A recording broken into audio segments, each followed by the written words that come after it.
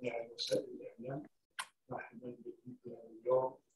كما تعلمون كل شهر سبتمبر خصوصا في 22 سبتمبر نحتفل باليوم العالمي للداء الكبد. وهذا الداء الكبد معروف بأنه موجود خاصة في البلدان النامية وآسيا. عندنا في الجزائر أنا قرابة 120,000 حالة عرض نوش كبد، وسجلوا سنويا ما بين 15 و 20 حالة في الكبد تصيب الإنسان. مقارنة بالكبد التي تصيب الحيوانات قرابة 900 حالة داء كبد عند الحيوانات. وفي كل ولاية يعني داء الكبد عندنا حالات تصيب الإنسان. نشوفوا بلي هذه الحالات الوفيات عندنا 15 إلى 20 حالة وفاة سنويا، هي وفاة نقدروا نجنبوها لأن عندنا حاجة من الأمصار اللازمة والفعالة لمكافحة هذا الداء. كما درنا في الأيام الماضية درنا أيام مفتوحة للصحافة فيما يخص عدد من البرامج الصحية. اليوم خصصنا هذا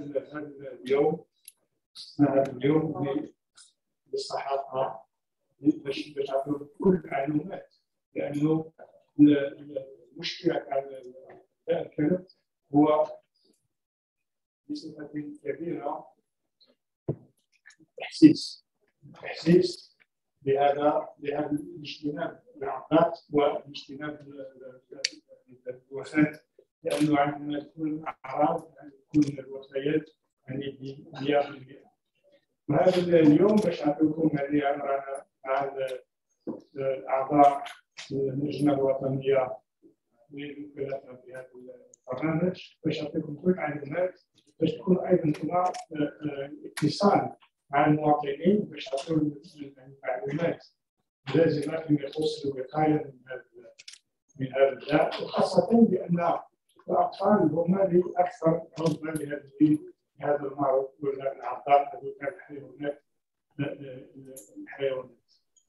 وعندنا برنامج يعني راح يسمح لكم بأخذ معطيات يعني ساينتيفيك يعني علمية باش تكون عندكم يعني معلومات تقدروا توصلوا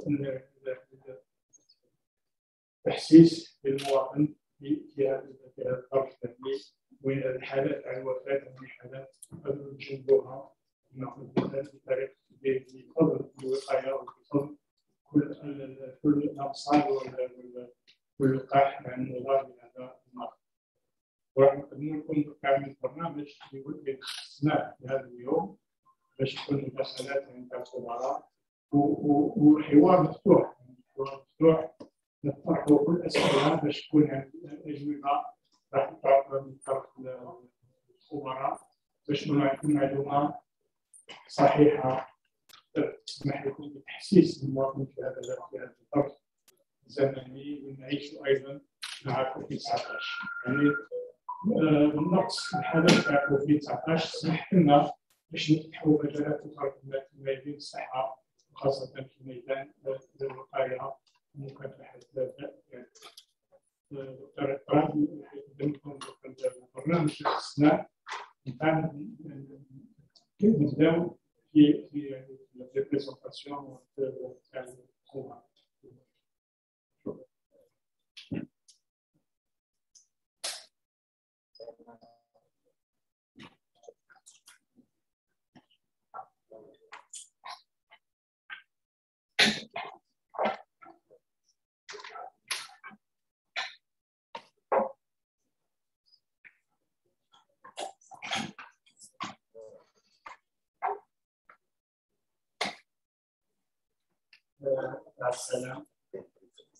السلام ورحمة الله تعالى وبركاته. سعداء بلقائكم اليوم في الأسرة الإعلامية السمعية المرئية المكتوبة.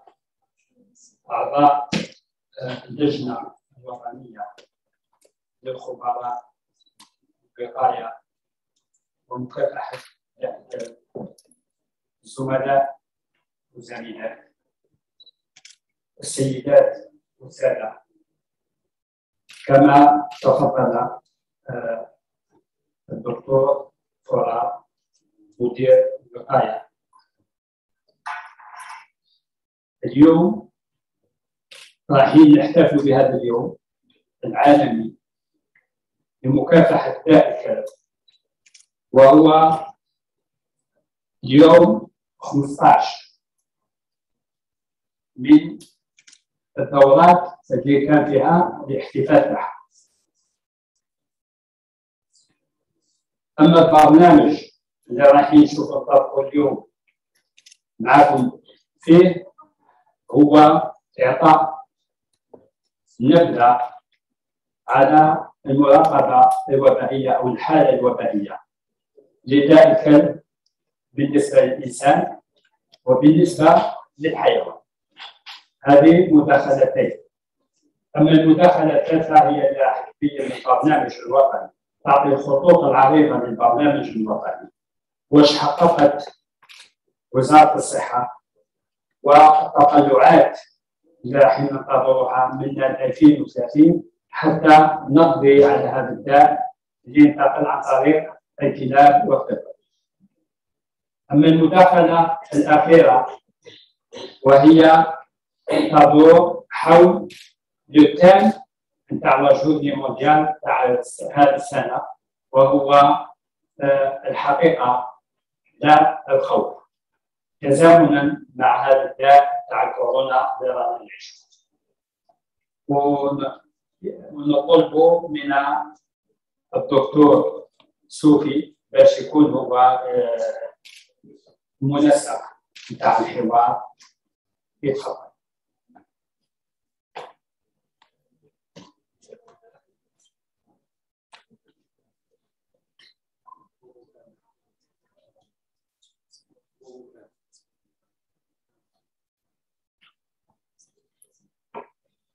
السلام عليكم. اسمحوا لي نتكلم باللغة الفرنسية je suis plus à l'aise. La journée mondiale, c'est, comme l'a dit Dr. Krat, c'est la 15e journée qu'on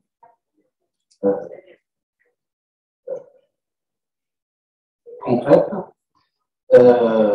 Particulièrement l'objectif qui est d'éradiquer totalement la rage d'ici 2030. Donc, on est acharné à ce que tout le monde soit impliqué, population, scientifique, médias, doivent, main dans la main, prendre des dispositions dans la lutte contre la rage. Il ne faut pas oublier que c'est une maladie, il est évitable si on prend des choses comme il se doit. Il y a des documents, il y a des instructions, il y a des effectués par le ministère de la Santé sur la conduite à punir, comment traiter. L'avantage, c'est que les produits sont disponibles. Donc, on n'est pas à l'abri des cas de rage, c'est vrai, mais si on doit prendre en charge totalement et correctement les cas de morsure ou greffure, à mon avis, on arrivera à éradiquer ce phénomène. Qu'est-ce que je veux vous dire? Donc, moi, donc on m'a chargé de parler au nom du comité national de lutte, de prévention et de lutte contre la rage. Notre rôle, nous, comité, c'est d'être sur le terrain, de former nos confrères au niveau national dans la lutte et la conduite à tenir et qu'il y ait une traçabilité de ces cas Et je vous informe aussi qu'il y a une avancée considérable. Il faut qu'on arrive à ce que les cas de rage soient diagnostiqués pas sur la clinique seulement. Un laboratoire a été érigé dans ce sens pour le diagnostic de la rage humaine. Et je vous remercie. Bon, je vous donne l'opportunité de poser des questions et on essaiera avec le comité de répondre à vos questions. Donc, je laisse la parole au Dr Boumofela, qui est membre aussi du comité, pour vous parler donc, des choses que j'ai oubliées.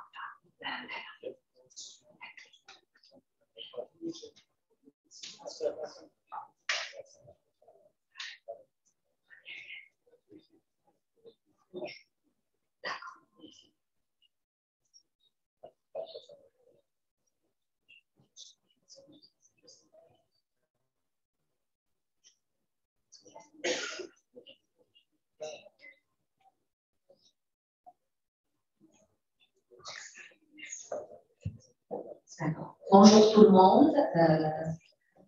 Je suis chargée aujourd'hui de vous présenter la situation épidémiologique au niveau mondial et en Algérie. Alors, sans tarder, on va voir ensemble. Alors, il faut savoir que la rage est une zoonose, c'est-à-dire que c'est une maladie à la base qui existait chez les animaux, d'origine virale, bien sûr, et qui est passée chez l'humain. C'est une maladie qui fait partie de la liste des maladies tropicales, mais négligées. Pourquoi? Parce que c'est des maladies qui sont répandues, mais rares. Rares dans le sens, quand on traite et on prévient cette maladie, on peut l'éviter. Mais c'est un problème dans les pays à faible revenu et surtout au niveau des zones rurales. Quel est le réservoir de cette maladie? On l'a dit, c'est une zoonose, c'est les animaux. Au départ, c'était les animaux sauvages et ensuite, c'est passé aux animaux domestiques. Et actuellement, dans les pays où la rage représente un problème de santé publique, c'est le chien qui représente le réservoir essentiel. On a dit aussi que c'est une maladie des zones et des régions pauvres du monde et ça touche principalement les zones rurales où on peut trouver beaucoup d'animaux errants et de chiens errants.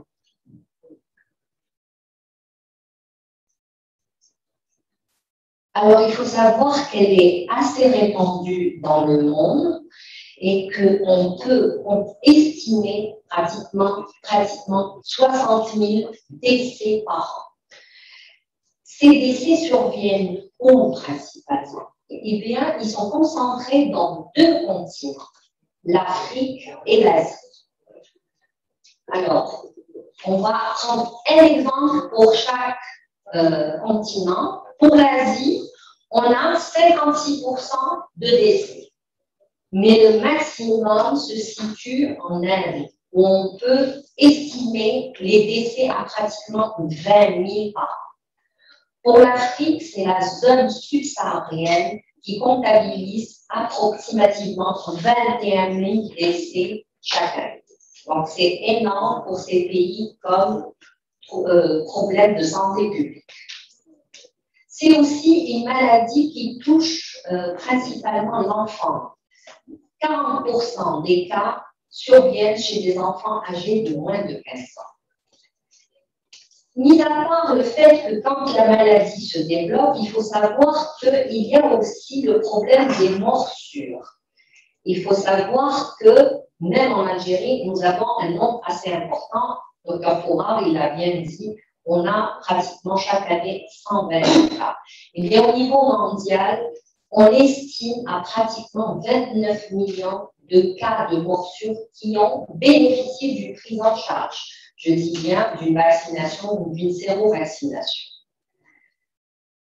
Cette maladie aussi engendre une perte économique assez importante sur tous les plans, d'un point de vue prise en charge des morsures, mais aussi une perte au niveau animal, où il y a une perte de cheptel très importante, et donc la perte économique est estimée à 8,6 billions de dollars chaque année. Alors, là, la carte vous représente un petit peu où se situe le risque gravique. Vous voyez très bien que l'Afrique, dans sa globalité, est concernée par ce problème de santé publique, l'Asie, dans sa majorité, et l'Amérique du Sud. Qu'en est-il en Algérie? Eh bien, c'est une maladie qui a été considérée comme un problème de santé publique dès l'indépendance. C'est une maladie à déclaration obligatoire et c'est ce qui nous permet de tracer les cas et de connaître le profil épidémiologique de la maladie. On constate ces dernières années que ce risque gravique est en augmentation et on l'a dit, plus de 120 000 personnes sont mordues et sont prises en charge, qui se présentent à une structure de santé et qui bénéficient d'une prise en charge médicale, à savoir une vaccination ou bien une sérovaccination.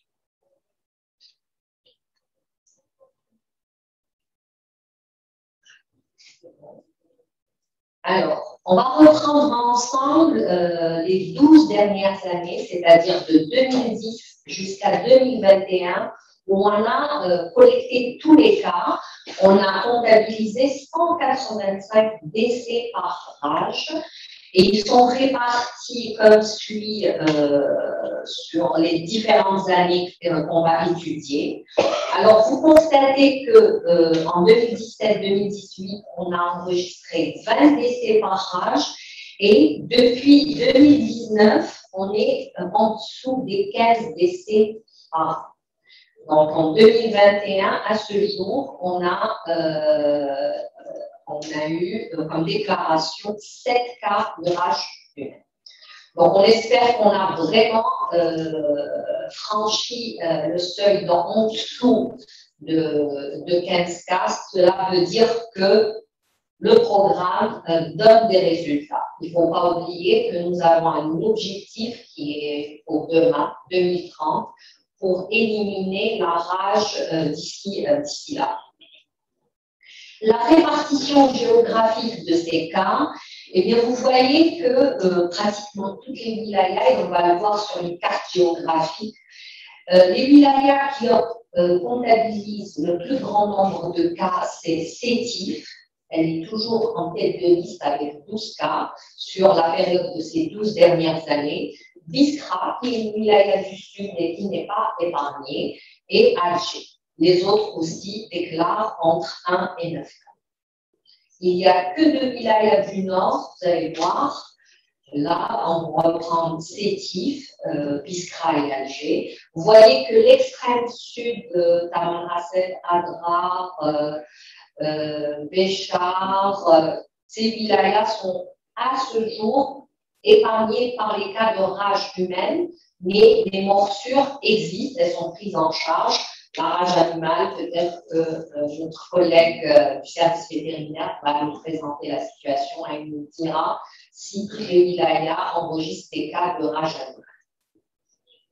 Donc ici, je voulais vous montrer l'importance de la distribution. C'est tout le Nord qui était touché. Il n'y a que 2 wilayas du Nord qui n'ont pas déclaré durant ces 12 dernières années de cas de rage animale. une réalité ou un défaut de déclaration, il s'agit de Taif et de Jidj. Les autres wilayas ont au moins déclaré un cas de rage humaine. Alors, quelles sont les caractéristiques démographiques de ces sociodémographiques de ces cas? Eh bien, il faut savoir que ce sont les personnes de sexe masculin qui sont le plus touchées. Vous voyez très bien que 85% des cas sont des petits garçons ou des hommes. Eh bien, c'est une maladie qui s'attrape à l'extérieur, bien sûr. Souvent, les personnes, c'est quand le matin, au petit matin, quand ils vont en salle, les personnes âgées se font mordre par des bandes de chiens. Et les enfants, quand ils jouent à l'extérieur, les petits garçons qui jouent avec les animaux, parfois, ils sont aussi sur le chemin de l'école. Les tranches d'âge, on l'a dit tout à l'heure, ce sont les enfants âgés de 0 à 15 ans qui sont les plus touchés au niveau mondial. Et on a exactement la même chose chez nous. 44,4% sont des enfants âgés de moins de 15 ans. Mais tous les âges sont touchés. On a des cas de 1 an jusqu'à 86 ans. Donc, aucun âge n'était pas. Alors, l'animal mordeur, on l'a dit, au niveau mondial, c'est le chien. Et c'est la même chose pour nous. C'est vraiment le chien qui pose problème chez nous et c'est vraiment le réservoir de la bête. Alors, dans sa globalité, plus de 80% des cas, ce sont des chiens qui sont à l'origine de la morsure. Qu'ils soient connus ou inconnu. La majorité des cas, il est inconnu, c'est-à-dire c'est un chien errant. Alors, les animaux sauvages, c'est exceptionnel. Donc, c'est pratiquement autour de 3%. Les chats, c'est autour de 5%. Le siège de la morsure. Eh bien, il faut savoir que plus de 60% des cas, c'est soit la tête, c'est-à-dire le visage, le cuir chevelu, ou alors les mains. Alors, les enfants, c'est surtout le visage, parce qu'ils sont petits de taille, ils sont vraiment en face de la queue du chien, et donc quand il est mort, c'est vraiment dans le visage. Et les adultes, c'est souvent la main. Quand il est en main, à proximité d'un chien, il les attrape et il aime.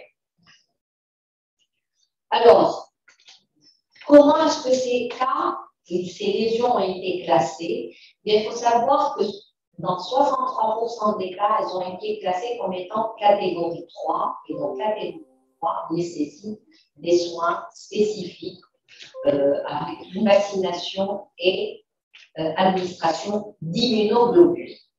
Alors, là, on va voir est-ce que ces personnes qui ont été mordues se sont présentées à une structure de santé dès la morsure. Il faut savoir que sur les 185 cas, 62,7% se sont présentés immédiatement dans une structure de santé pour avoir des soins. Et 35% n'ont pas consulté. Donc, ces personnes qui ont consulté, qui ont bénéficié d'une prise en charge médicale, c'est-à-dire des soins, une vaccination et l'administration d'immunoglobulines. Alors, nous avons analysé toutes les enquêtes épidémiologiques qui nous sont parvenues à travers tout le territoire sur les cas qui ont été touchés. Et on a relevé un petit peu quelques anomalies qui ont fait que cette prise en charge n'a pas été efficace et qui n'a pas évité la maladie. Donc, on a constaté que parfois, les patients sont allotés d'une structure à une autre. Alors, il y a une multiplication des lieux de consultation. Deuxième point, c'est la lésion. Quand la lésion, elle n'est pas très importante, parfois, elle est mal évaluée. Et donc, la gravité de la situation n'est pas mise à niveau et donc, le traitement n'est pas adéquat. Il faut savoir que quand une personne se présente, les soins locaux au départ qui sont administrés sont très importants. Et à chaque fois, quand on reçoit une enquête épidémiologique, ce point n'est pas repris sur la qualité des soins. On nous dit qu'ils ont eu des soins, mais quelle est la qualité de ces soins? Est-ce qu'on a vraiment soigné correctement? Est-ce qu'on a bien lavé la plaie et toutes les morsures et on a bien observé, on a bien examiné son patient à la recherche de toutes les lésions? Ça, c'est très important. Le schéma vaccinal, parfois, est incomplet. Il est aussi, on a constaté aussi un début tardif à la vaccination et parfois un délai très important entre les doses administrées. Les patients, parfois, ne voient pas l'importance de respecter le schéma vaccinal et ils ne reviennent pas à lui. Le deuxième point qui est très important, c'est l'administration des immunoglobulines. Nous avons constaté des failles sur ce point. Alors, si on ne classe pas correctement la lésion et on ne dit pas que c'est une catégorie 3, on ne va pas administrer les immunoglobulines. Donc là, c'est un point très important pour que le personnel médical et paramédical soit vigilant pour ce point précis dans l'administration des immunoglobulines. Maintenant, quand elles sont prescrites, ces immunoglobulines, comment elles sont administrées? Ça, c'est très important à reprendre par rapport à tous nos cas. Il faut faire attention. On l'avait dit, on redit, le maximum de doses doit être infiltré au niveau des lésions. 35% n'ont pas consulté, eh bien, on voit toujours que la maladie est méconnue par la population. Beaucoup de personnes ne savent pas que l'issue, une fois qu'on est mordu et on ne se présente pas à une structure de santé, si la maladie se déclare, l'issue, elle est fatale. L'animal mordeur, parfois, est un animal domestique, mais il n'est pas vacciné. Donc, on ne s'en méfie pas et on ne se soigne pas. Les enfants, parfois, quand ils sont mordus à l'extérieur, ils ont peur de dire à leurs parents. Donc, ils cachent les lésions et ce n'est qu'au moment des déclarations des signes cliniques de rage et à ce moment-là, il est trop tard. Alors, en conclusion, c'est vraiment, maintenant, on va se concentrer sur la stratégie de lutte contre la rage. Cette stratégie ne peut être que multisectorielle. On a vu que c'était une zoonose. Il y a la rage animale et la rage humaine. Alors, si on n'élimine pas la rage animale, on ne pourra pas éliminer la rage humaine. Et pour avoir ces deux points, la lutte ne peut être que multisectorielle et plusieurs secteurs sont concernés par l'élimination de la rage. Pour le secteur de la santé, beaucoup de choses ont été faites et se font toujours. Le premier point sur lequel il y a un effort et l'effort est fait, c'est l'amélioration de la prise en charge des personnes exposées à un risque grave et veiller à la disponibilité du traitement. On a eu des périodes où il y a eu des pénuries, mais ces dernières années, aussi bien le vaccin que les immunoglobulines sont disponibles. Donc, il s'agit là de respecter toutes les directives qui sont mises sur l'instruction pour prodiguer des soins et éliminer cette maladie. Il y a eu aussi plusieurs cycles de formation qui ont été assurés à travers le territoire national sur plusieurs wilayas et les actions d'IEC qui sont en continu, notamment ces journées mondiales. Il y a eu aussi l'élaboration d'une leçon qui a été faite auprès des enfants parce que les enfants, vous avez vu, représentent une grosse charge pour cette maladie.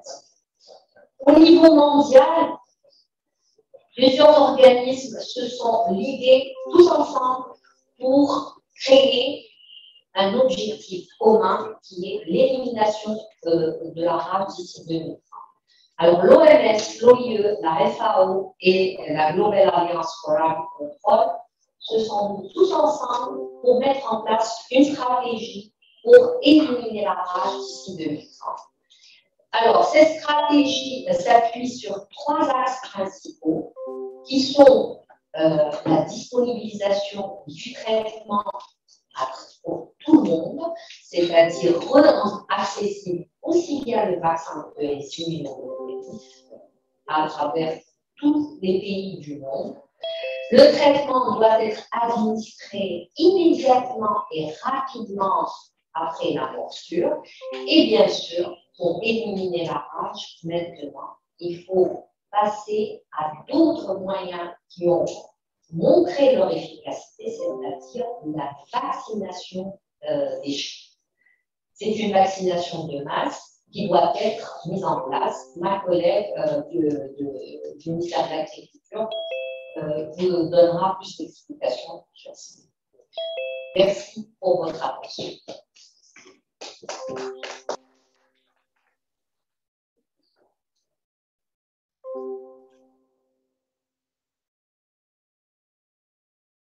Pour toute cette décision, parce qu'elle a fait vraiment un aperçu sur la situation en Algérie avec des chiffres qui ressortent sur l'évolution de la lutte contre la rage. Et c'est bien, elle a dit un mot qui était très important.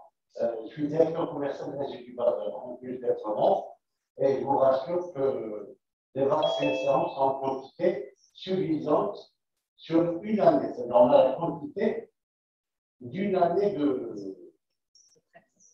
pour tous les vaccins, c'est-à-dire le vaccin d'importation et le vaccin fabriqué par les Pasteur et les immunoglobulines. Sont en quantité suffisante. Donc, pour ce volet, je pense qu'il n'y aura plus de problème qu'on a eu dans les années précédentes. Alors, j'invite le Dr Arondani, si je ne me trompe pas, elle va présenter donc la même chose, c'est de la suite d'épidémiologie concernant la rage animale. Dr Arondani.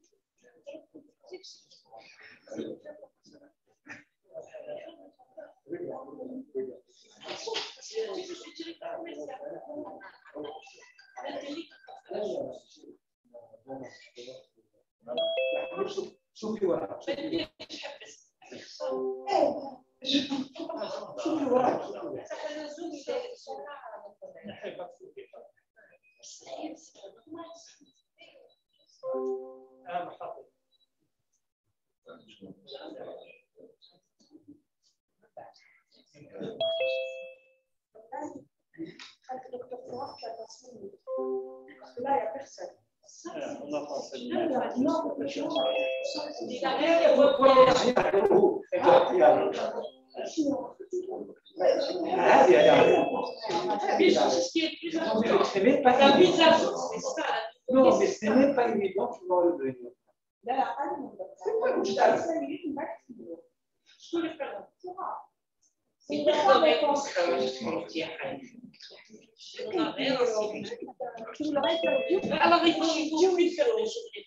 لا c'est après les interviews, c'est à la fin. Allez, en deuxième.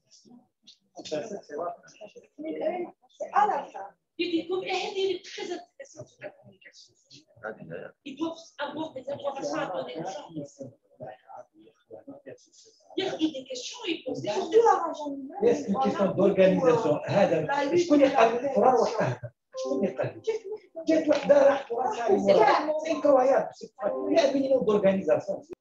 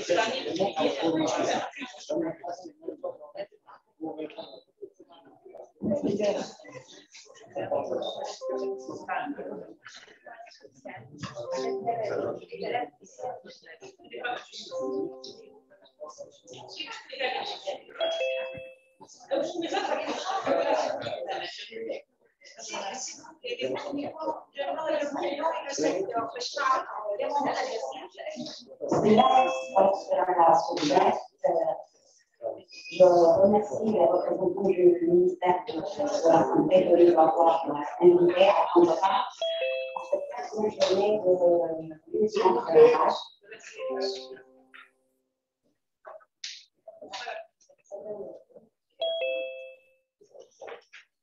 Sous le thème de la réalité parallèle. Je me présente, je suis Dr Ambrène Gaïda, je suis inspectrice vétérinaire au niveau de la sélection des services vétérinaires du ministère de l'Agriculture et du Développement rural. Permettez-moi de vous présenter aujourd'hui ma préoccupation intitulée Prévention et lutte contre la rage.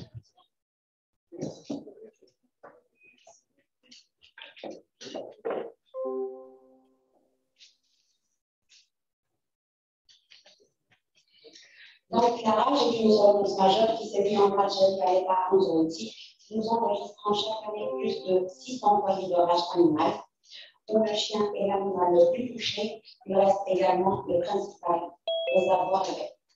Près de 99% des cas de rage mortels chez l'homme sont encore originaires des chiens. La rage constitue une préoccupation majeure pour les pouvoirs publics à cause des répercussions sur la santé publique ainsi que de son impact sur l'économie nationale.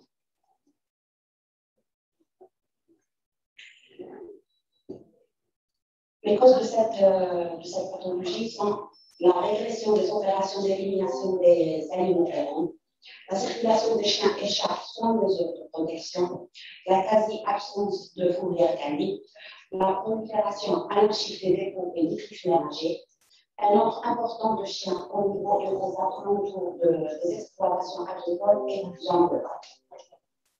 Et aussi, nous observons un abandon des animaux, une négligence des soins lors des morsures, présentation des aliments vendeurs aux vétérinaires praticiens, un faible taux de vaccination des carnivores domestiques est enregistré chaque année malgré son caractère obligatoire, mais aussi un faible niveau de sensibilisation de la population, d'où le thème de cette année, la rage de réalité à la.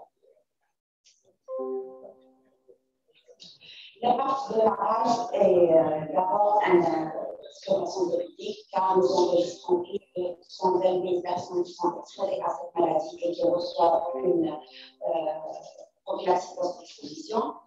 Durant les années 2019 et 2020, nous avons enregistré 13 et les chiffres, je parle de mon collègue avec 14 personnes le décès de 13 et 14 personnes décédées à cause de la rage. Nous enregistrons également 700 cas de rage animale chaque année et la population en milieu rural, c'est la population plus exposée à cette rage, sachant que cette maladie est évitable dans la mesure où les dispositions législatives et réglementaires sont respectées. Ici, c'est une carte qui représente la situation de la rage animale. Comme chaque année, nous disons que la rage est concentrée au niveau du nord, avec à différents degrés. Nous avons les wilayas les plus touchés qui sont à l'est pratiquement. Nous avons Gingel, Sétif, Batna. Cette année, nous avons enregistré une recrudescence de rage au niveau de la wilaya de Ziaret. Auparavant, les wilayas du sud étaient épargnés. Cette année, nous avons enregistré des cas de rage au niveau de deux wilayas du sud. C'est 3 cas au niveau de la wilaya de Béchar et un cas au niveau de la wilaya de Tine.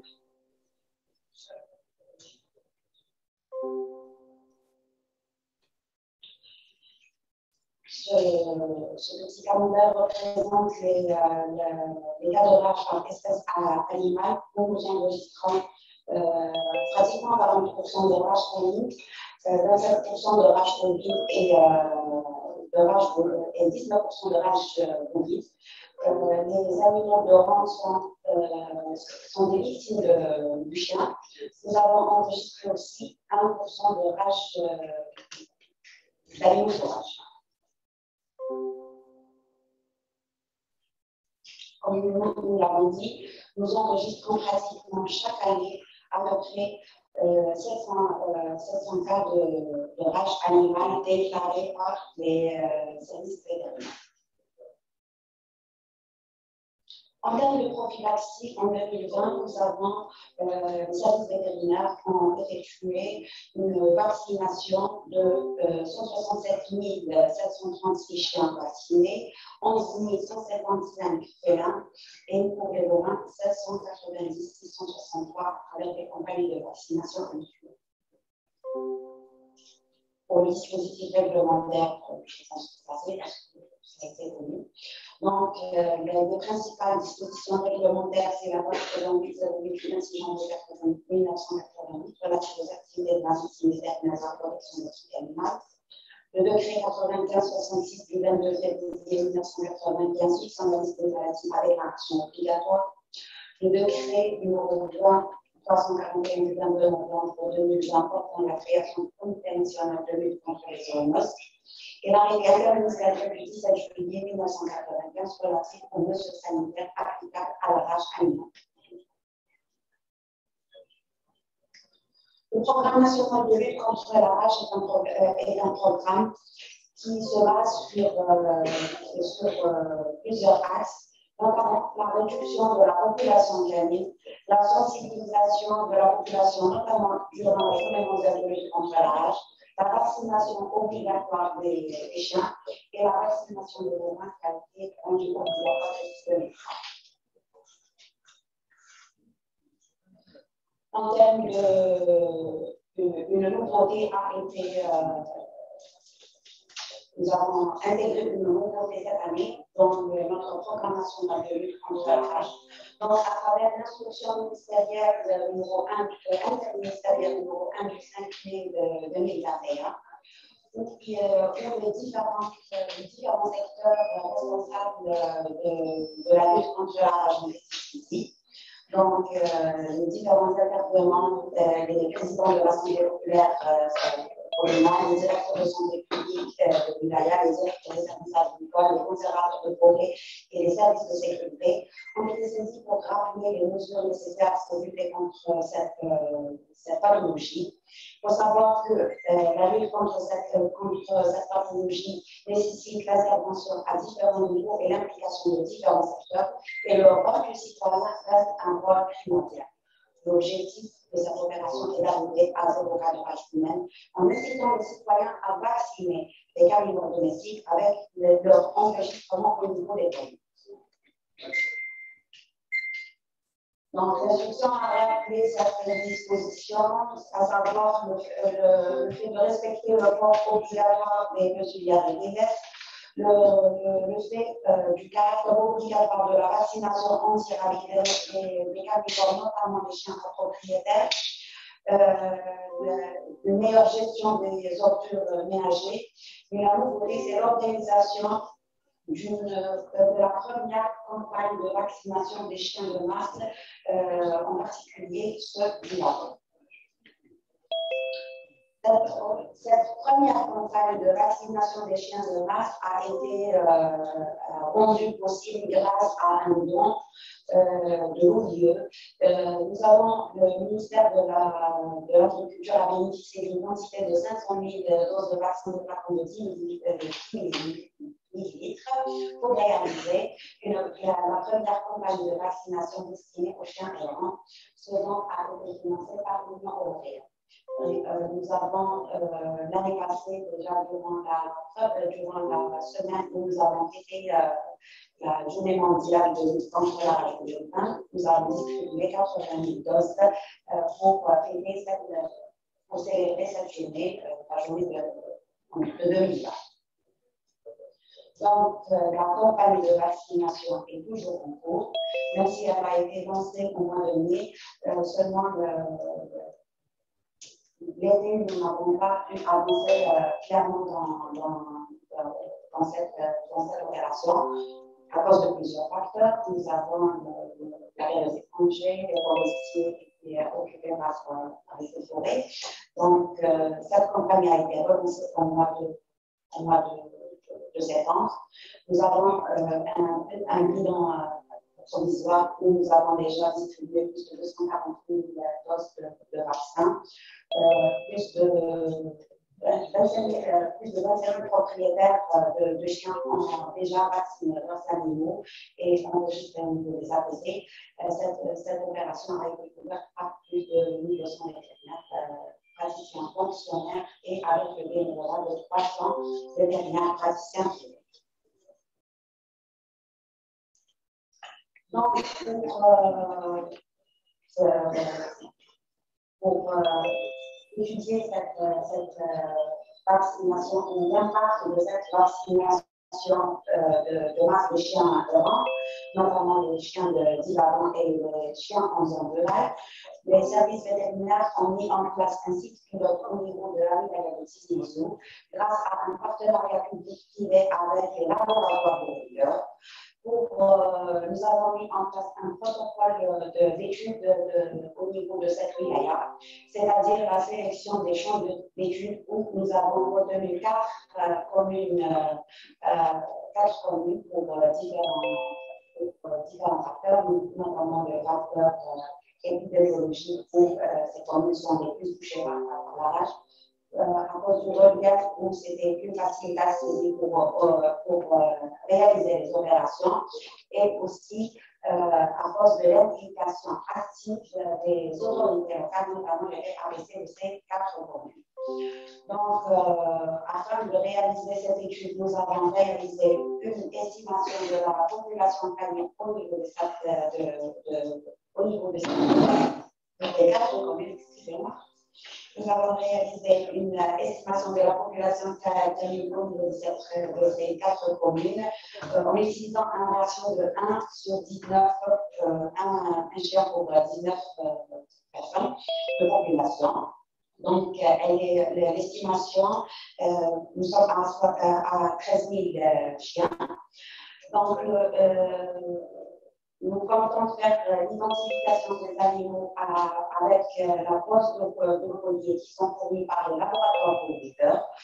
aussi l'enregistrement des données, puisque nous sommes vraiment des chiens, nous n'avons pas de chiens à propriétaire, donc l'enregistrement est très important pour cette estimation de la population canine.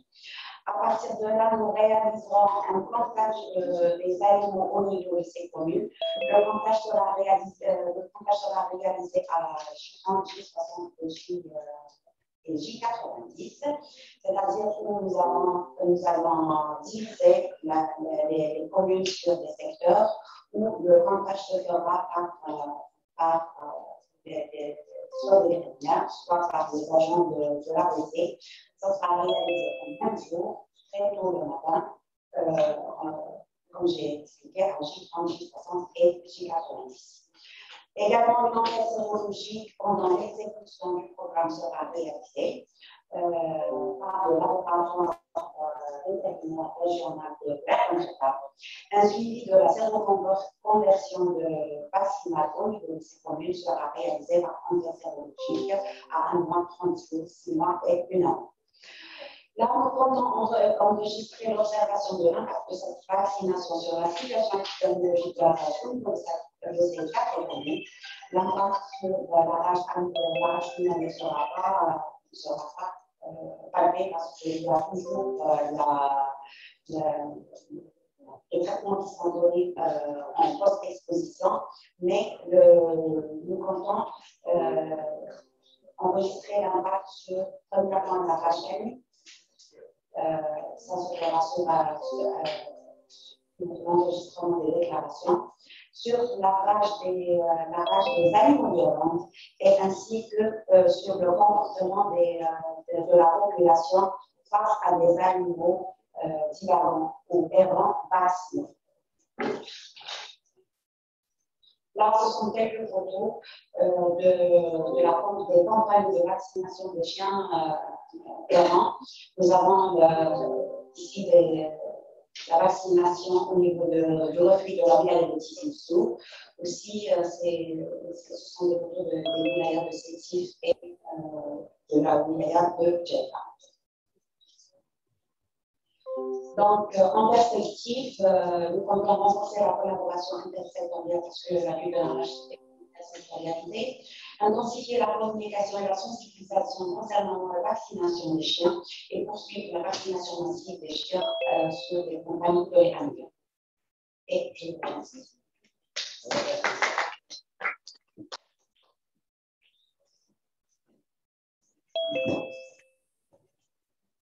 Je vous remercie, Dr. Mouzami. J'invite le Dr. Pratt à nous présenter donc, une communication sur la journée ASM. Dr. Pratt, c'est à vous.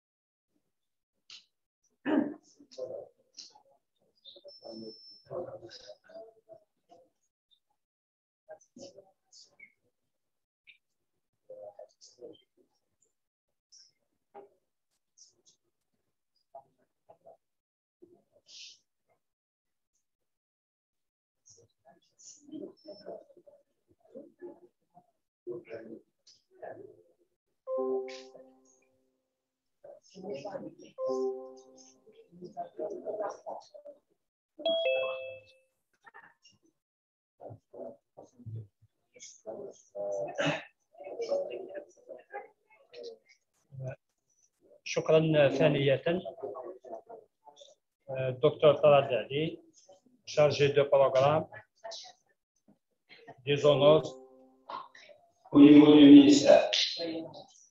Je rends شكرا ثانية c'est Dr طلال علي chargé de programme des zoonoses au niveau du ministère de la Santé. الحين ذكري ان هذا شويه من عرب خاصه اللي كان مع الصحافه اللي ناطقه باللغه العربيه. والهدف من هذه إحياء هذا اليوم هو إيصال المعلومة الصحيحة للمواطن حتى نتفاداو الحالات نتاع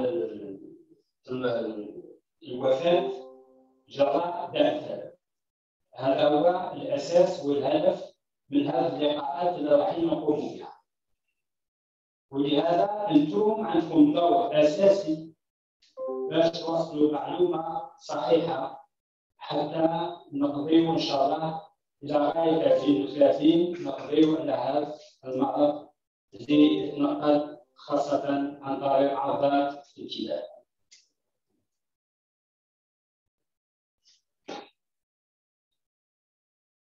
مش راح نرجع على واش تكلموا على من قبل.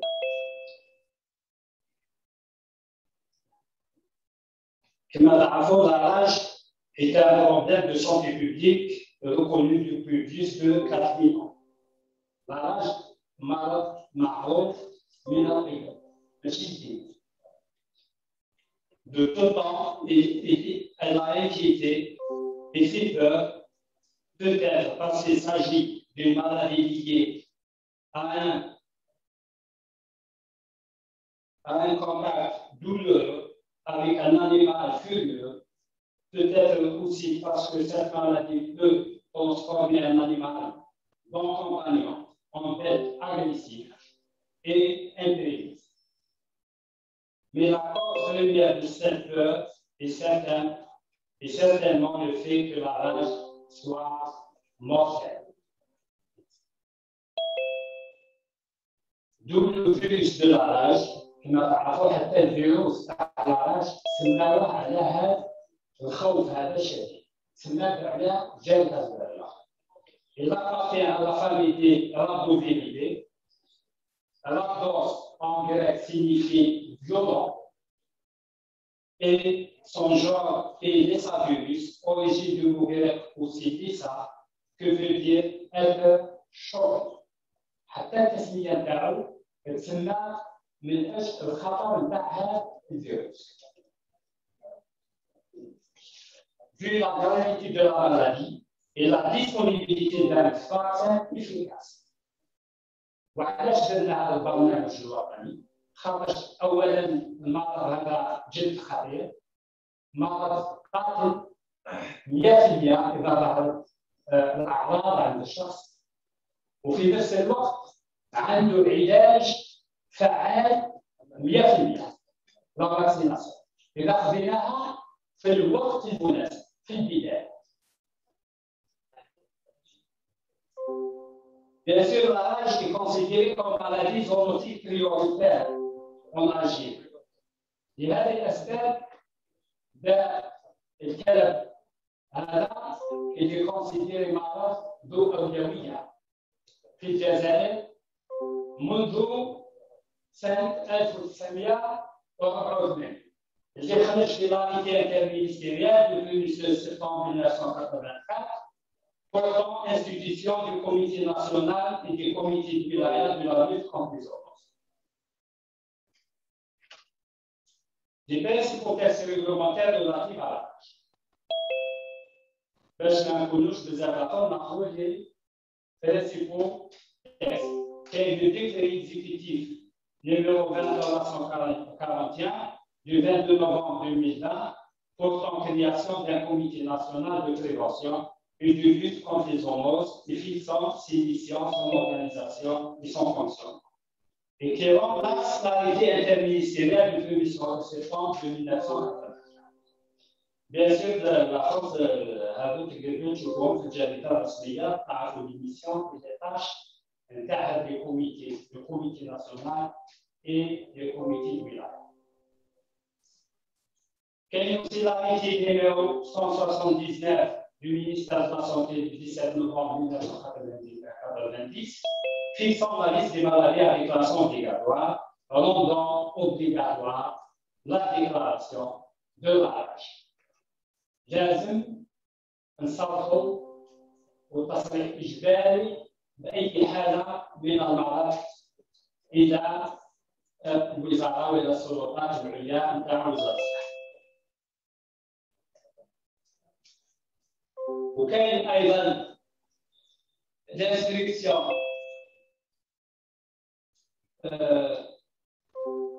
enfin de novembre 2015 relative à la prévention et la défense de la rage اللي تحدد المهام نتاع القطاعات في محاربه هذا par exemple la wilaya est instruite d'identifier et de lutter contre la divagation des animaux errants par les opérations périodiques d'abattage des chiens errants. Bien sûr, هذه ما تعجبش بزاف الجمعيات بتاع حقوق الحيوان. الاباتاج نخلوه الا في الحالات بتاع اولا اذا كان الحيوان مصاب بهذا الكلام ولا ما قدرناش نتحكموا في هذا الحيوان باش نديروا له التقطيع. لازم نفهموا القضيه هذه خاطر كاين جمعيات راهي تحارب باش نحافظوا على الحيوان. دونك لاباتاج بالنسبه للحيوان المريض وايضا بالنسبه للحيوان اللي ما نقدروش نوصلوا ليه باش نديروا لا فاكسيناسيون ولا كاين دوطر ميثود لا ستيريليزاسيون اكسيتيرا كاين دوطر. Respecter le caractère obligatoire de la vaccination anti-rabies des carnivores, obséder à la réalisation des fouilles canines, assurer une meilleure prise en charge des ordures ménagères, les mouches les ordures, parce que هما الاساس اللي باش يجيبوا الحيوانات هذيك المتشردة باش تاكل في لي زوندور ميناجير بطبيعه الحال تكون قريبه للتجمعات السكانيه. على خاطر اذا ما قدرناش باش ننظموا هذه لا فيليير نتاع لي زوندور خاصه مع النيران اللي صارت في بعض الولايات الحيوانات الأخرى تلقى ملاذ باش تدخل للنبي. ممكن الاعداد نتاع الحالات راح تتفاوت ممكن في السنوات او في الفترات الاتيه او قريبه. Ainsi, le citoyen est un acteur actif dans la prévention et la lutte contre la rage à travers un programme de sensibilisation et d'éducation sanitaire. وهذا ايضا من ضمن الدور الفعال نتاعكم باش توصلوا المعلومه حقيقيه معلومه سليمه للمواطن.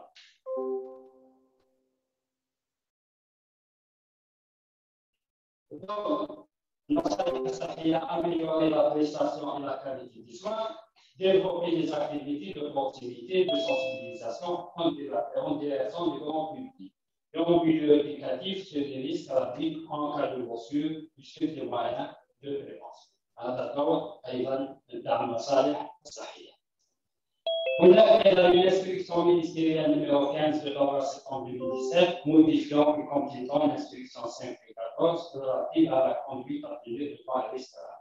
هذه une instruction مهمة جدا بالنسبة لنا لقطاع الصحة اللي تحدد les méthodes et les moyens de prise en charge d'une blessure مهمة جدا بالنسبة لقطاع الصحة.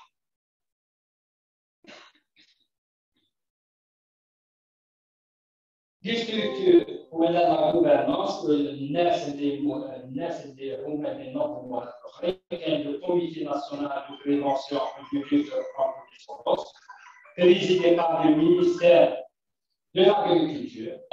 Il y a aussi le comité de wilaya de prévention de lutte contre les zoonoses présidé par le WALI au son représentant. Il y a aussi le comité des experts chargé de prévention de lutte contre la rage de la معكم اليوم اللي تابعين لوزارة الصحة. Les principaux axes du programme, c'est la surveillance épidémiologique animale et humaine, la prévention par la vaccination animale et la prophylaxie post-exposition et pré-exposition aussi, et le contrôle des animaux fait dans les frontières par la police sanitaire aux frontières. C'est par exemple la prise en charge médicale des cas de rage, le renforcement des capacités des professionnels de santé, l'éducation, la sensibilisation et la formation des professionnels des différents départements concernés, on me donne dans le tour sur les mesures préventives et les risques liés à l'exposition. La collaboration avec les secteurs impliqués, donc كما تعرفوا الصحة صحة واحدة، خلاص هذيك الصحة animale، صحة humaine، ذاك بالدواء donc c'est le OMS، c'est une seule santé. ذاك واحد الوقت من قبل قال لك une seule médecine، ومن بعد بدا تطور قال لك une seule santé. La santé animale à la santé humaine هي صحة واحدة في الحقيقة. مع bien sûr ثاني صحة المحيط الجراحي حوله. Le suivi et l'évaluation du programme. Les objectifs visés par le programme de lutte contre les zoonoses, c'est promouvoir l'approche e-santé en tant qu'instrument de la stratégie nationale en la matière. Renforcer la collaboration entre les services nationaux et locaux de santé animale, de santé humaine, de santé environnementale, en vue d'améliorer la surveillance, l'investigation et la réponse contre la rage.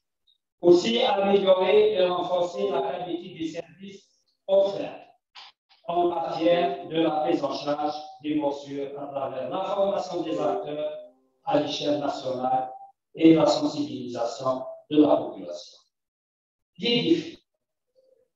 Pour atteindre ces objectifs, il faut élaborer un plan intégré de prévention ou de lutte contre la rage animale et humaine. وهذا واش نقصد ان شاء الله باش نديروا لو بلان ناسيونال انتيغري يعني في الايام او الشهور المقبله. Élaborer et vulgariser des procédures de la surveillance de la rage humaine et animale, établir l'interconnectivité du système d'information humaine et animale. غادي نديروا منصه ان شاء الله منصه نتاع معلومات اللي انتركونيكتي بين وزاره الصحه وزاره الفلاحه ولما لا وزاره الداخليه باش تكون عندنا معلومات موحده. Réaliser l'enquête épidémiologique conjointement avec les autres départements. Assurer l'accessibilité et la disponibilité en permanence de vaccins similaires et sérums. Renforcer continuellement les structures des unités antitéraphiques en moyenne et capacité. Évaluer de manière efficace et continue les actions du but. Communiquer, informer et sensibiliser en permanence les citoyens, et les médias sur la gravité de la rage et sur des mesures de prévention utiles. Veiller à l'application rigoureuse des textes réglementaires. هذا مشكل كبير. حنايا تعلمنا ما نحترموش القوانين. Il faut appliquer rigoureusement les textes réglementaires. Les textes موجودة وهي للأسف التطبيق نتاعها قليل.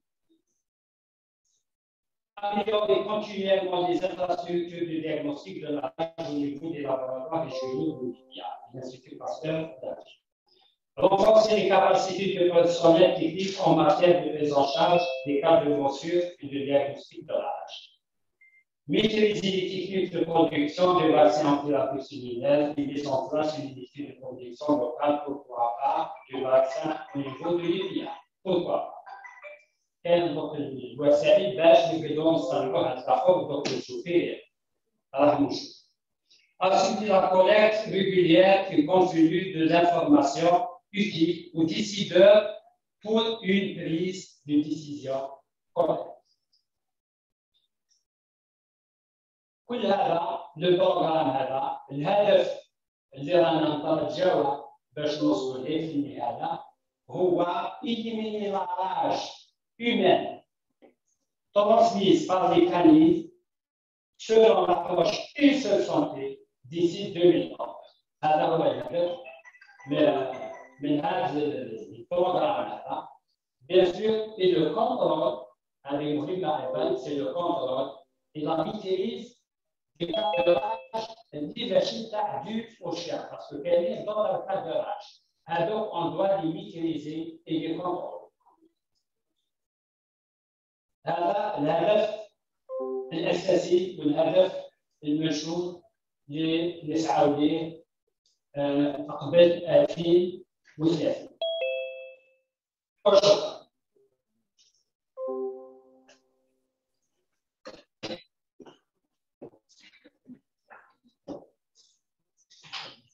شكرا دكتور طلعت. أعطي كلمة لدكتور أيدو بدري et grande en communication.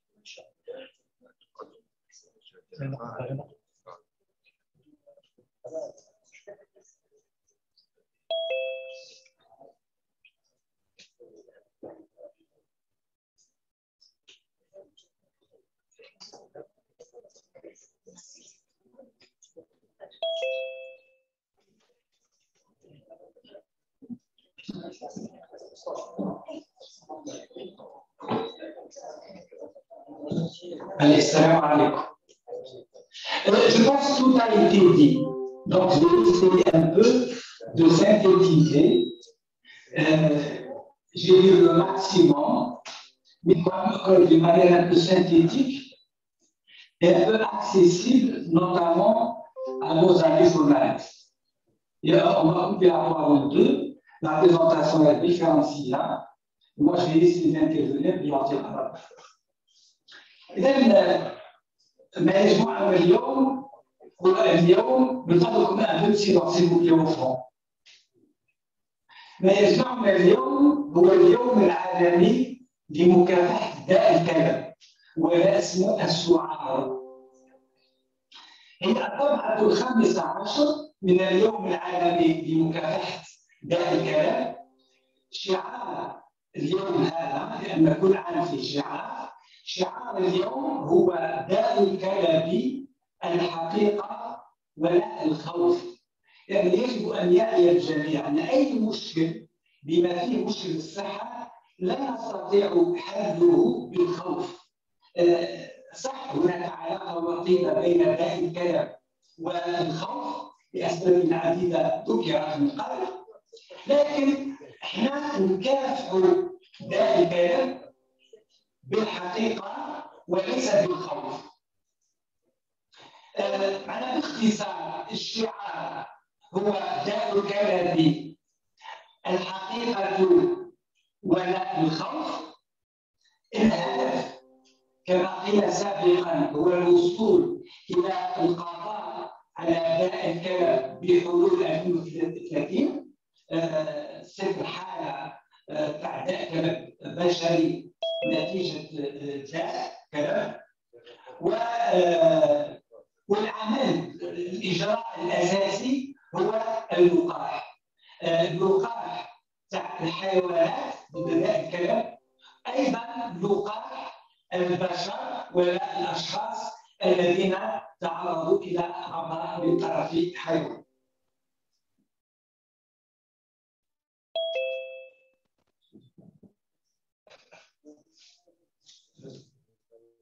هذا التكنيسيان جدا واحد شكون يوجد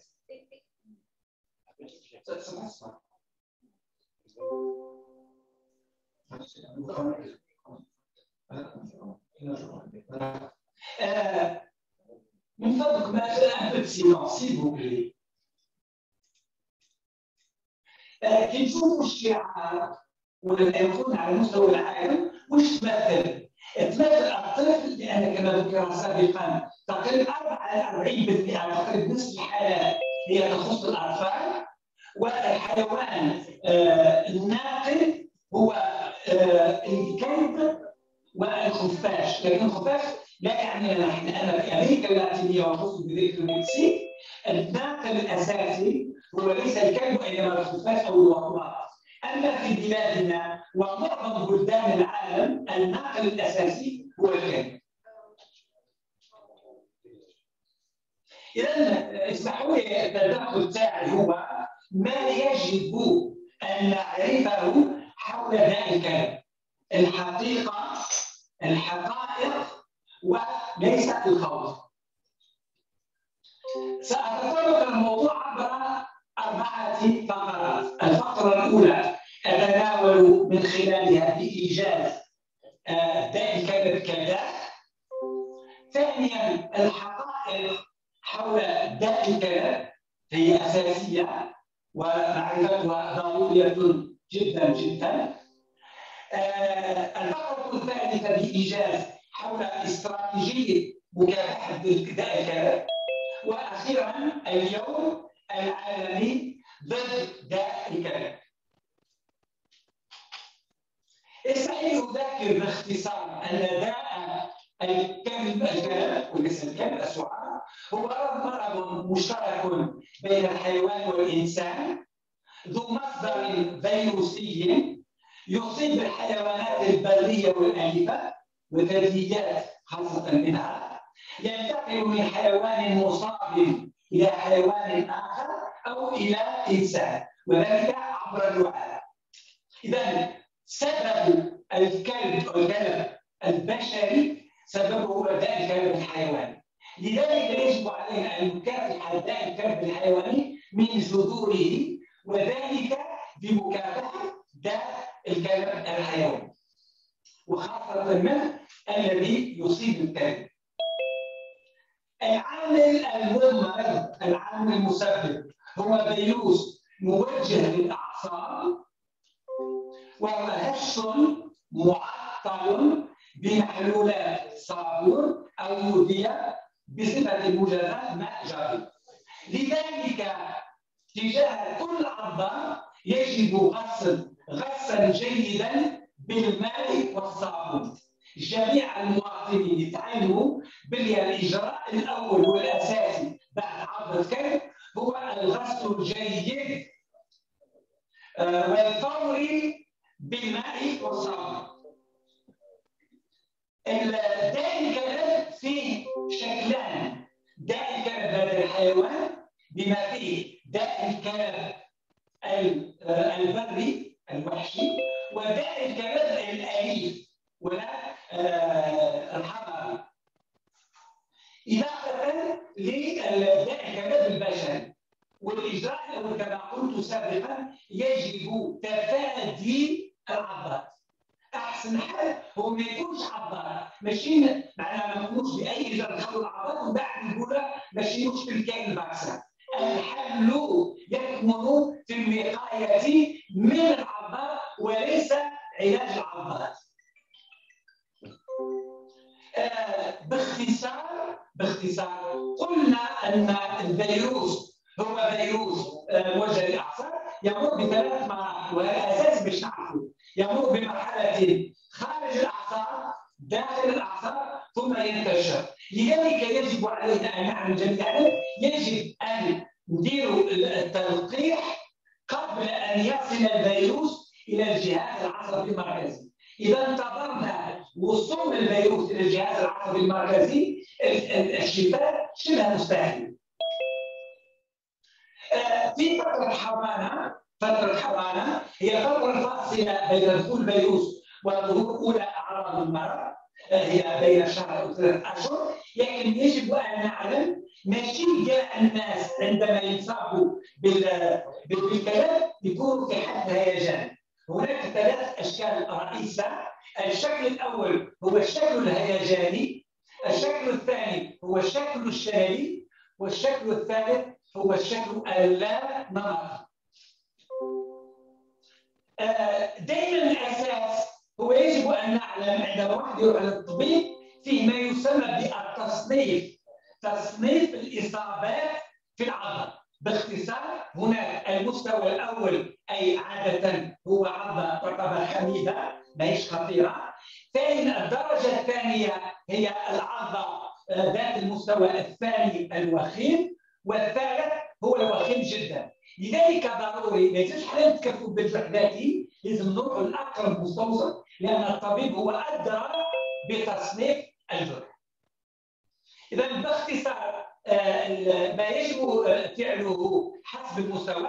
باختصار المستوى الاول هو الغسل الجيد للجرح، ثانيا الغسل الجيد للجرح زائد اللقاح، والخطير جدا هو الغسل الجيد زائد لقاح زائد مص.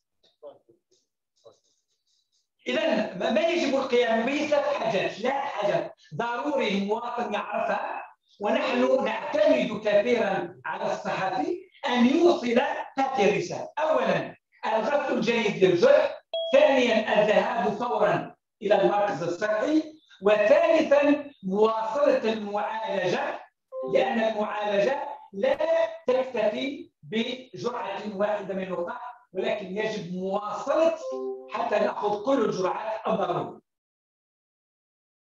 هذا قلته.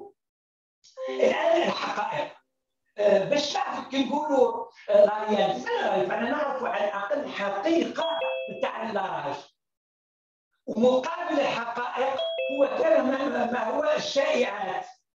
اذا واش هي الحقائق؟ هناك 6 حقائق اساسيه بالنسبه لداء الكبد، وتستنتج الاجراءات الاساسيه الواجب اتخاذها تستنتج من هذه الحقائق.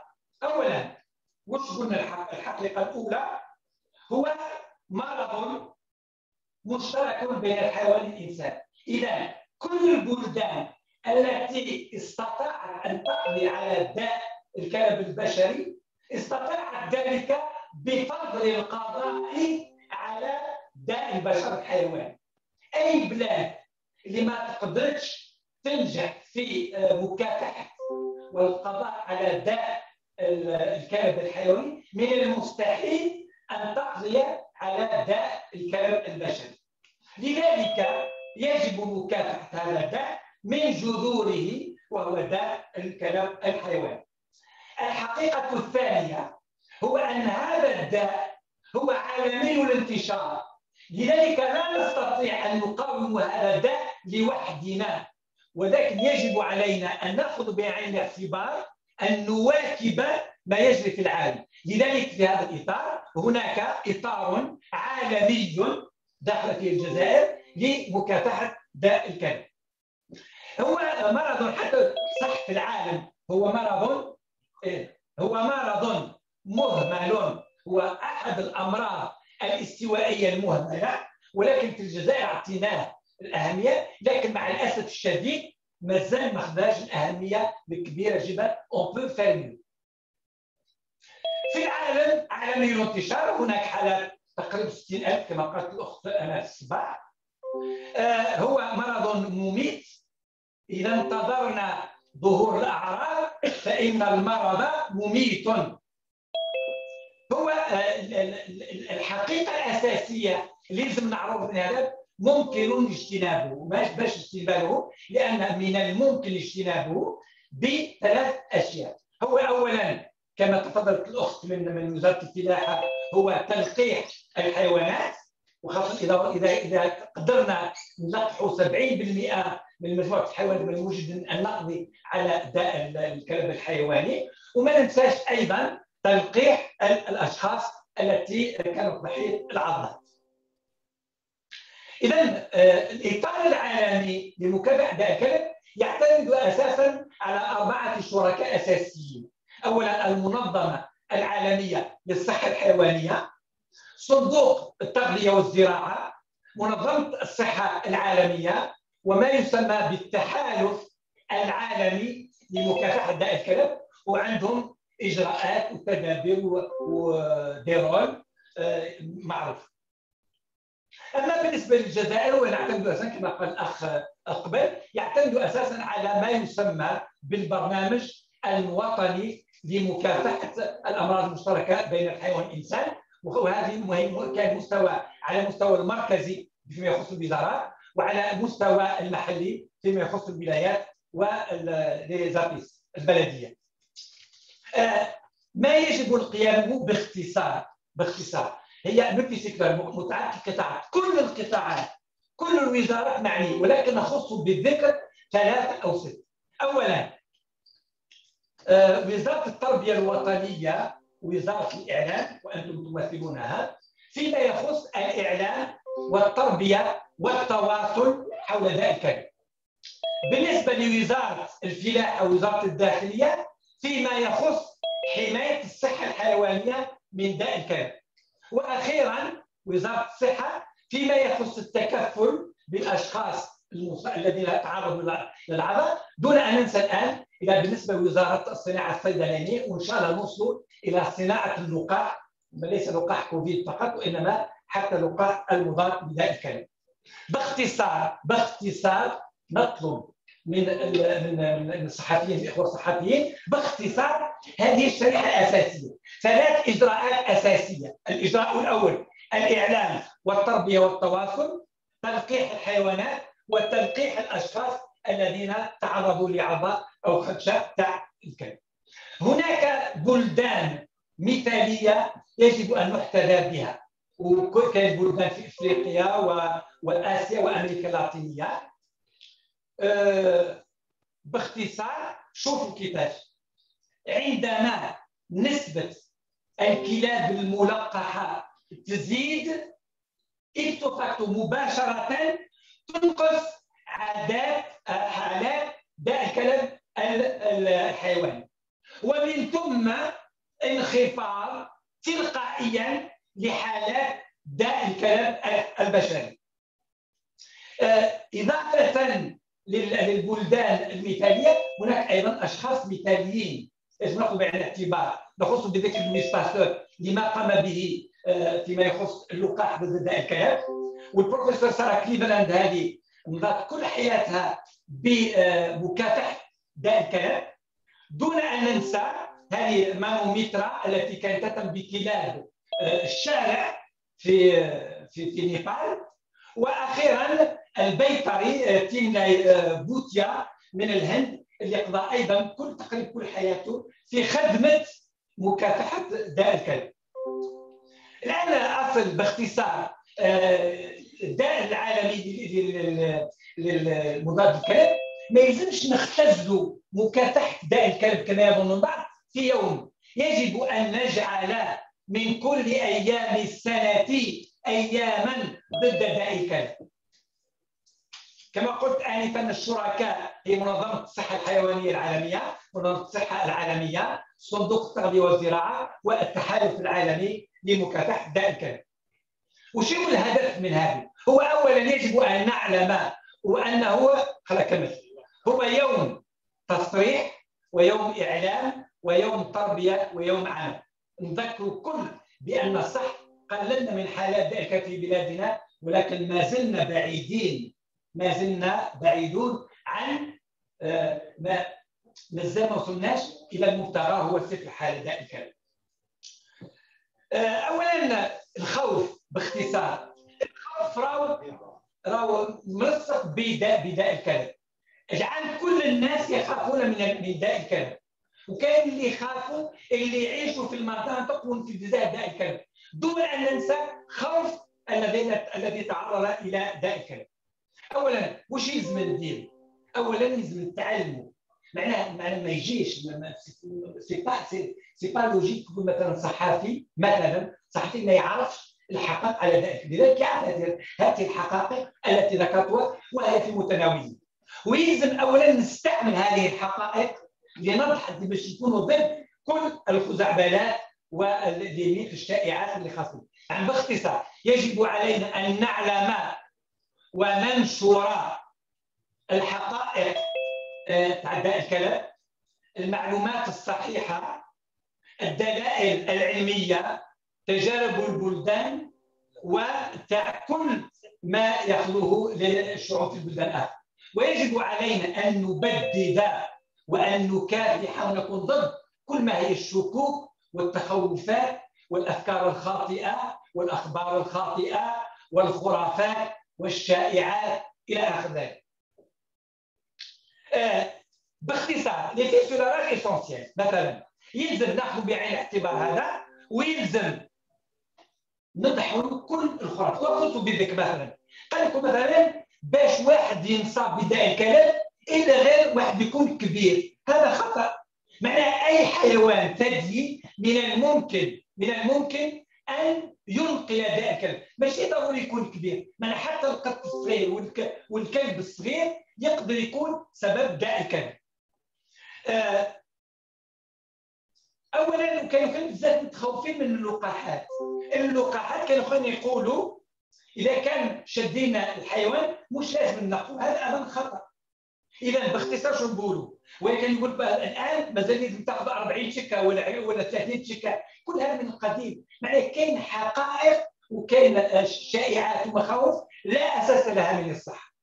كانوا يقول لك لقح مره واحده ما تفوش مره واحده، كاين بزاف اللي يجيو يلقحوك ما يوليوش، وكان هذا مشكل.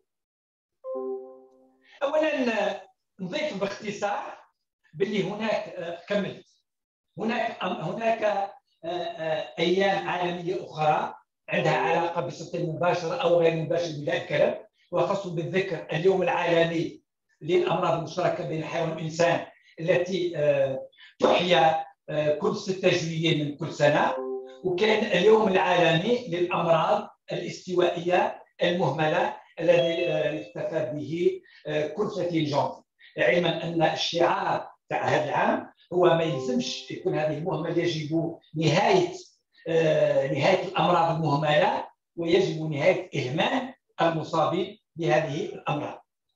هكذا اتي الى نهايه. اذا مكافحه داء الكلب هي قضيتنا جميعا.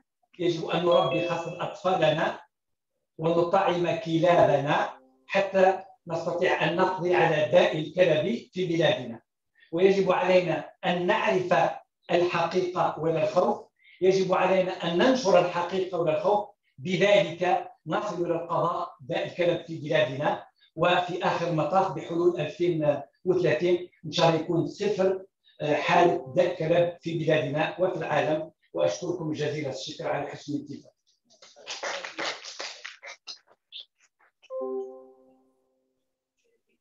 J'ai même pas 20 minutes. Attends. 20 minutes, même pas 20 minutes. On aurait dû la faire au début. 20 minutes. Ou quand on fait 20 minutes. Elle est magnifique.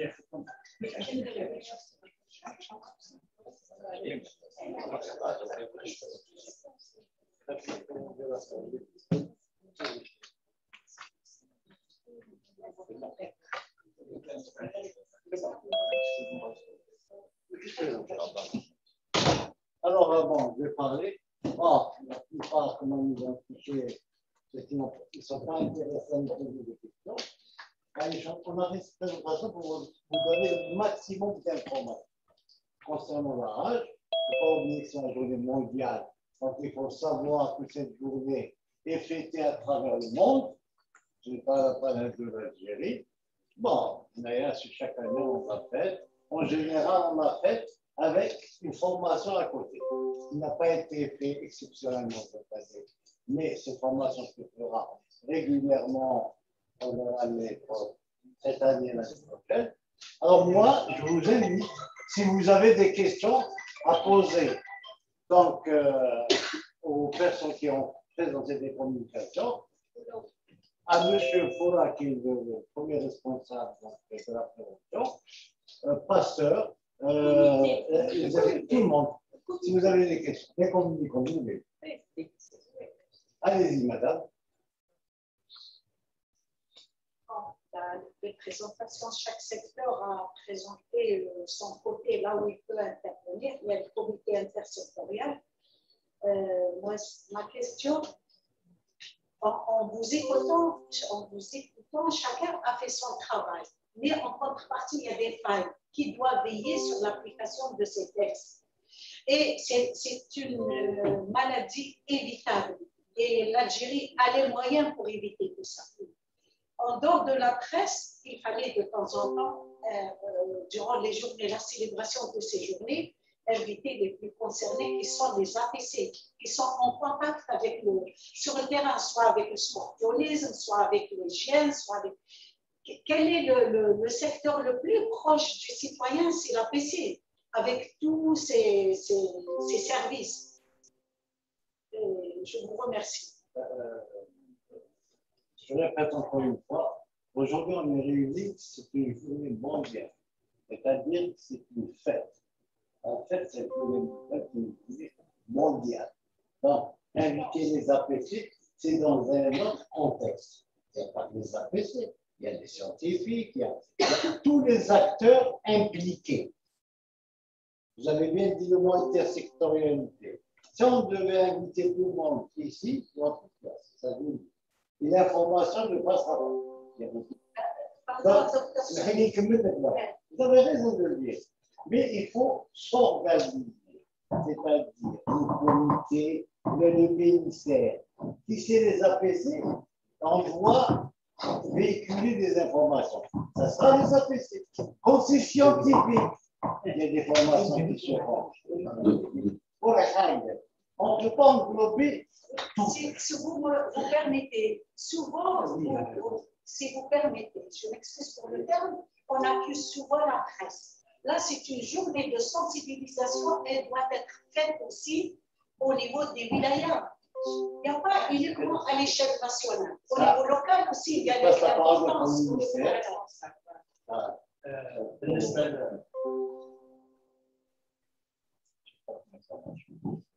بالنسبه للسؤال تاعك بالنسبه للولايات والبلديات على جميع المستوى تاع الصحه لاحظ كاين دي جورني دو سونسيبيليزاسيون اي دانفورماسيون ديفيكاسيون على المستوى القاعدي في الولايات وفي البلديات بعثنا لهم دي انستركسيون بور سيليبري لا جورني